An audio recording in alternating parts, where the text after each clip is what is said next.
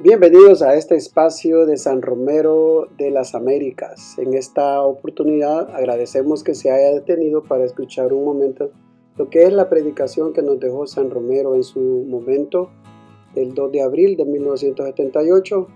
La paz es fruto de la justicia. En el segundo domingo de Pascua, el resucitado vive en su iglesia. Escuchemos con atención la denuncia del pecado y el anuncio del reino de Dios que hace San Romero de las Américas.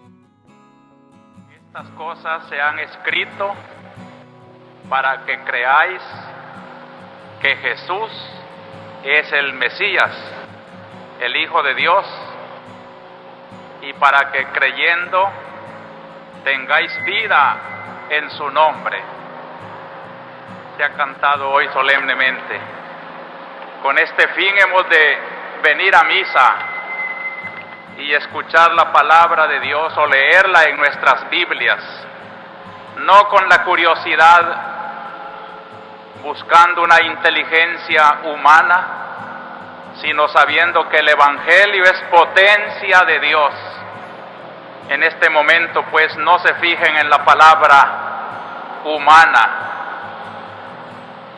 sino que creyendo que Cristo es el Mesías y que Él es el que habla a través de su iglesia, tengamos vida en su nombre. Por eso es hermoso el pueblo de Dios. Una catedral llena como la de esta mañana. Y cuando uno piensa en las muchas comunidades que a través de la radio están también reunidas en el nombre del Señor a esta misma hora, es para decir con San Pedro en la epístola de hoy: bendito sea Dios, Padre de nuestro Señor Jesucristo, que por la resurrección de Cristo de entre los muertos nos ha hecho nacer de nuevo para una esperanza viva. Por eso, hermanos, meditar la palabra de Dios los domingos no es una simple práctica espiritual, es que ese caminar concreto en la historia, en la vida de nuestro pueblo, viviendo circunstancias como las de San Pedro Perulapán. La historia es el marco concreto del cristiano y es allí donde el cristiano tiene que ser sal de la tierra, luz del mundo, con la gran esperanza viva que él lleva en su corazón. No se deja apagar su fe ni su esperanza en aquel que es vida y resurrección. Por eso acostumbro poner aquí antes de la homilía propiamente dicha, o formando parte ya de la homilía, el marco concreto en que este pueblo de la arquidiócesis quiere vivir su fe en la palabra de Dios. Una predicación que no tuviera en cuenta este marco concreto y su luz de evangelio no iluminara las bellezas de la semana, pero al mismo tiempo el rostro feo de nuestra historia, no sería auténtico evangelio de nuestro divino Salvador. Y es tan grave lo que ha pasado esta semana que no lo he querido confiar simplemente a mi memoria, sino que ha salido del arzobispado un pronunciamiento que se ha dado orden de leer en todas las iglesias, y no solo para dar ejemplo, sino porque es útil que a la luz del Evangelio y con esa luz iluminemos los hechos. Permítanme leerlo y hacer algún pequeño comentario. El arzobispo de San Salvador, juntamente con su obispo auxiliar y recogiendo el sentir del clero, religiosos, religiosas y fieles en general, comunica lo siguiente. Esta introducción debe dar la idea, hermanos, que aunque yo solo sea el que hablo, es como la boca de un organismo. La boca habla, pero su palabra compromete a todo el cuerpo. Es todo el individuo el que está hablando por esa palabra. Aquellos que quieren aislar al arzobispo del resto de los sacerdotes o de los fieles, está muy equivocado. Es como quisiera estar oyendo una boca sin organismo. Por eso agradezco a los sacerdotes religiosos y fieles que cada día se compactan más con este magisterio episcopal. En nombre de todos ellos voy a decir lo que digo en este pronunciamiento, sintiendo que son todos ellos los que están comprometidos en esta fe y en esta realidad. De todos es conocida la trágica situación por la que atraviesa nuestro país, sobre todo en San Pedro Perulapán, los operativos militares, el elevado número de muertos y heridos, los desaparecidos, los que han abandonado sus casas o a quienes se las han arrebatado. Ciertamente es esta una trágica situación que no podemos silenciar como pastores y sobre la cual debemos dar, como otras muchas veces, la luz que proviene de nuestra fe de cristianos. Como pastores que somos del pueblo de Dios, esta situación nos recuerda en primer lugar la parábola conocida del buen samaritano, quien se encontró con un herido en el camino. También nosotros nos encontramos hoy con un pueblo que yace herido en muchos caminos de la patria. Conocemos sus heridas de siempre y las que sufre ahora en la situación antes descrita. Esta patria que está herida es la que nos impide dar un rodeo como lo hicieron el sacerdote y el levita de la parábola, y nos urge a acercarnos como el buen samaritano a curar sus heridas. Hermanos, la parábola de Cristo condenó la actitud de un sacerdote y de un levita, porque no basta llevar hábito eclesiástico o decir yo soy católico para ser aprobado por Dios. La caridad ante todo, el amor al prójimo. Y aunque sea obispo o sacerdote o bautizado, si no cumple con el ejemplo del buen samaritano, si como los malos sacerdotes de la antigua ley dan un rodeo para no encontrarse con el cuerpo herido, no tocar estas cosas, prudencia, no ofendamos, más suave. Entonces, hermanos, no cumplimos el mandato de Dios, rodeamos. ¿Cuántos rodean para no encontrarse? Y cuanto más se rodea, más se encuentran, porque llevan su propia conciencia que no les dejará en paz mientras no enfrenten la situación. El compromiso cristiano es muy serio y sobre todo nuestro compromiso sacerdotal y episcopal nos obliga a salir al encuentro del pobre herido en el camino, sin ningún interés partidista. Queremos, por lo tanto, en primer lugar, que se aclare la verdad de todo lo que está sucediendo. Pedimos una aclaración verídica de los hechos, pues las versiones que se presentan son confusas, parciales y aún contradictorias.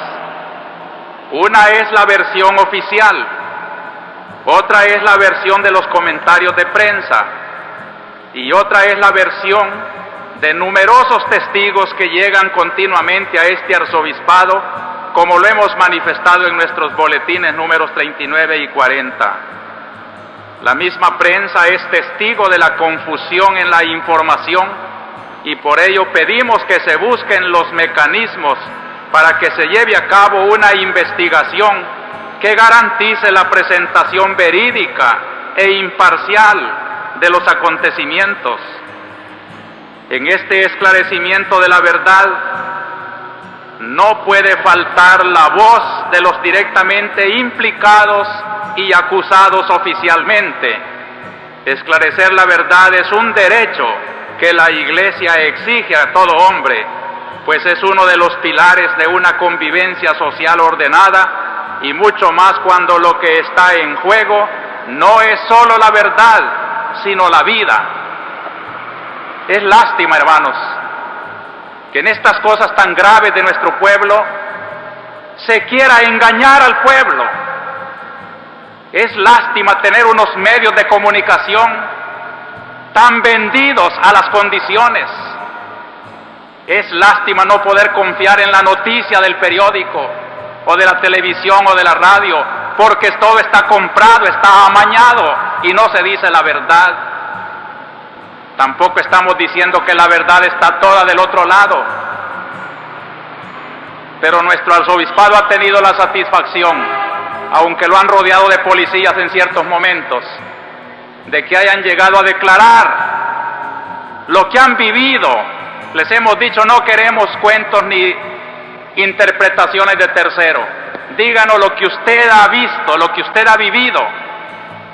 Y es cruel, hermanos, lo que ha pasado. La prensa ni la televisión no han dicho la verdad.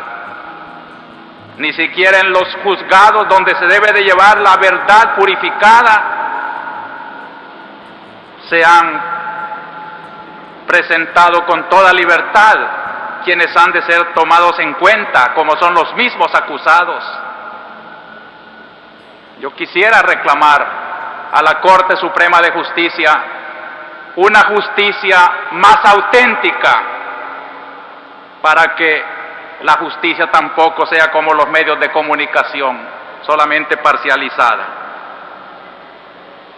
También queremos aclarar una vez más que la Iglesia y este arzobispado no ha defendido nunca la violencia ni ha incitado a ella. Más bien, como lo recordamos en reciente mensaje de enero, la Iglesia dice sí a la paz, no a la violencia. La afirmación, por lo tanto, de que la Iglesia esté instigando a la violencia es falsa y calumniosa. Esto lo repetimos aún a sabiendas de que ciertos sectores no quieren convencerse de ello y buscan en la Iglesia el origen de unos males que provienen de la estructura injusta de la sociedad. Ya nuestro venerable predecesor, Monseñor Luis Chávez y González, tuvo que defenderse de esta calumnia en el comunicado del 9 de diciembre de 1976, y nosotros lo hemos repetido abundantemente en nuestras homilías, mensajes y pastorales. Debe pues quedar bien claro que la Iglesia no quiere promover la violencia. Es lástima también, hermanos, que hasta en comunicados oficiales, como es el del Ministerio de Defensa, se esté echando la culpa a las prédicas subversivas y que con una malicia bien entendida se diga que son asociaciones religiosas las que están provocando el desorden. Ya se ve la tendencia de echar la culpa a la Iglesia, y por eso desde hace mucho tiempo hemos tratado de definir muy bien lo que es la Iglesia, defendiendo los derechos humanos, las justas demandas de los campesinos, distinguiéndola de las agrupaciones en las cuales muchos hijos de la Iglesia tienen derecho de incorporarse, pero no son la Iglesia. Que quede bien claro esto: las agrupaciones, concretamente FECAS, UTC, no son iglesia, no son asociaciones religiosas. Si allí hay católicos, tienen derecho de inscribirse como ciudadanos en la organización que les dé la gana. Son responsables de su conciencia y de sus hechos, pero no digan que la Iglesia es la que está sembrando la violencia, la discordia. Así como tampoco es Iglesia cuando los bautizados de orden o de los ejércitos atropellan a otros hermanos. No es culpa de la Iglesia, aunque ellos son bautizados, no están viviendo su bautismo. La Iglesia pues no es responsable, aun cuando los hombres de gobierno se proclamen católicos bautizados, no son Iglesia. La Iglesia es lo que voy a decir después, pero la Iglesia inspira su palabra, su pensamiento, y puede estar muy de acuerdo en las demandas justas cuando la justicia social le está exigiendo a la Iglesia en nombre del Evangelio que haya más fraternidad, lo que ahora vamos a decir. Adentrándonos en las raíces reales de la violencia, queremos recordar que si no se crea una posibilidad social y política en la cual los más pobres de nuestro pueblo, los campesinos, puedan exponer sus urgentes necesidades y presentar sus justas demandas, los brotes violentos aumentarán desgraciadamente. Si a los campesinos se les cierran todas las puertas para dialogar, para organizarse en defensa de sus legítimos intereses, para manifestarse pacíficamente, entonces, como lo dijimos ya en el citado mensaje de enero comentando la ley de garantía y orden público, aumentarán los incidentes violentos. Es urgente, por lo tanto, que se cree un clima social y político donde las necesidades de los campesinos puedan ser expresadas con claridad y libertad. Hermanos, el derecho de organización es un derecho humano, nadie lo puede restringir. La Constitución ya pone los principios básicos con tal que no sean contra la moral y el orden. Pero todo lo que es buscar comida para la familia, terrenos donde se pueda sembrar, abaratar los abonos, los insecticidas, preocuparse por esas cosas vitales de la vida y organizarse para no morirse de hambre, tienen derecho. Y venir a una cita que se les da en un banco donde van a estudiar el asunto y encontrar ese banco cerrado, burlándose de la cita, y el retorno de estos hombres ser atacado en la manera en que fue el 17 de marzo, no es justo. En esto pues, la violencia no la está sembrando la Iglesia, la violencia la están sembrando las situaciones injustas, la situación de instituciones en que, como las leyes injustas, solamente favorecen un sector y no tienen en cuenta el bien común, la mayoría sobre todo. Y aquí la Iglesia no se podrá callar porque es un derecho evangélico que la asiste y un deber al Padre de todos los hombres que la obliga a reclamar a los hombres la fraternidad. Pero ni siquiera este diálogo servirá para restablecer la paz deseada si no se da la firme voluntad de transformar las estructuras injustas de la sociedad. Solo esa transformación será capaz de eliminar las violencias concretas, opresivas, represivas o espontáneas. De otra manera, como lo han dicho los obispos latinoamericanos, la violencia se institucionaliza y por ello sus frutos no se hacen esperar. La Iglesia cree en la paz, pero sabe muy bien que la paz no es ni la ausencia de violencia, ni se consigue con la violencia represiva. La verdadera paz solo se logra como fruto de la justicia. Queremos creer que ningún hombre, ni ningún salvadoreño de buena voluntad quiere la violencia, las luchas entre hermanos campesinos, los operativos militares. Pero el combatirla de verdad es ponerse a trabajar en la tarea exigente, larga y dura de compartir justamente entre todos los salvadoreños la riqueza de nuestro país y de nuestros hombres y mujeres. Esto no es comunismo, esto es justicia cristiana. Y señalar las raíces de la violencia no es sembrar violencia, sino señalar las fuentes de la violencia y exigir a quienes pueden cambiar que cambien, que se vea un paso positivo hacia una construcción de verdadera patria, de verdadero bien común. Solo reprimir con solo operativos militares no logramos nada más que sembrar más violencia. Ayer fue en Aguilares, ayer fue en San Pedro Perulapán, anoche ya se anunciaba en Perulapilla o San José Guayabal. Pueden ir surgiendo si la raíz está puesta, y cuando la raíz está bien sembrada, Qué extraño es que broten por todas partes lo que la raíz exige.